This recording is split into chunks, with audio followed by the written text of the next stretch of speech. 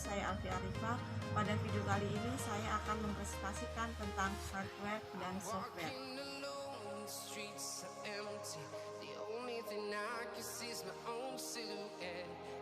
Hardware, kumpulan komponen elektronik yang saling terhubung satu sama lain dan memiliki tujuan tertentu. Jenis-jenis hardware. Yang pertama adalah input device atau perangkat input atau masukan. Jenis perangkat keras komputer ini berfungsi untuk memasukkan data atau informasi dalam bentuk teks, gambar, video, dan audio ke komputer. Beberapa contoh hardware yang termasuk input device seperti keyboard, mousepad, mikrofon, webcam, joystick, dan lain-lain.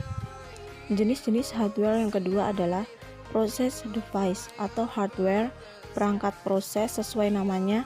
Perangkat keras jenis process drive berfungsi untuk mengolah data dan menjalankan proses pada sistem komputer. Contoh process device yaitu CPU, RAM, FGA, dan sebagainya. Kemudian yang ketiga yaitu output device atau perangkat output atau keluaran. Yang ketiga ada jenis hardware untuk mencetak dan menampilkan informasi dari hasil input data. Untuk data tersebut berasal dari hardware input setelah hardware proses. Contoh speaker, monitor, dan printer.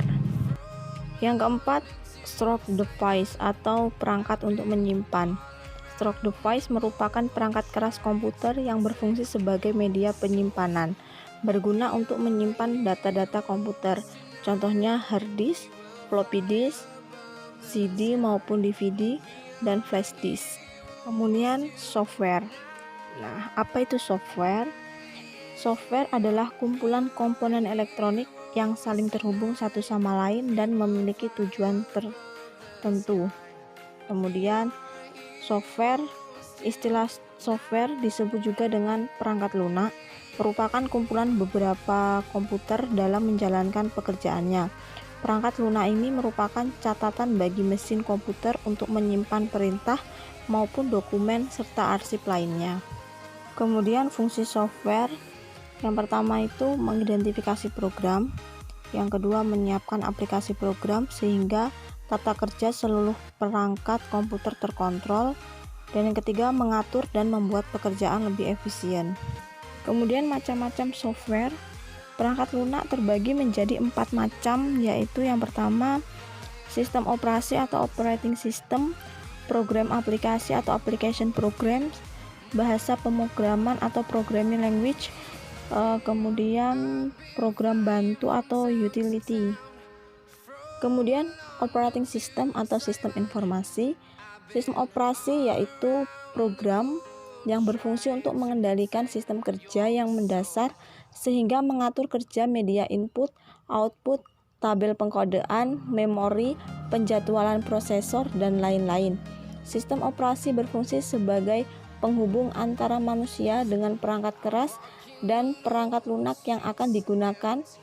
Adapun fungsi utama sistem operasi adalah menyimpan program dan aksesnya, kemudian membagi tugas di dalam CPU, kemudian mengalokasikan tugas-tugas penting, merekam sumber-sumber data, mengatur memori sistem termasuk penyimpanan, menghapus dan mendapatkan data, kemudian memeriksa kesalahan sistem, kemudian multitugas pada OS 2, Windows 95, Windows 98, Windows NT 2000 XP, Windows 7, yang terakhir memelihara keamanan sistem khusus pada jaringan yang membutuhkan kata sandi atau password dan penggunaan ID.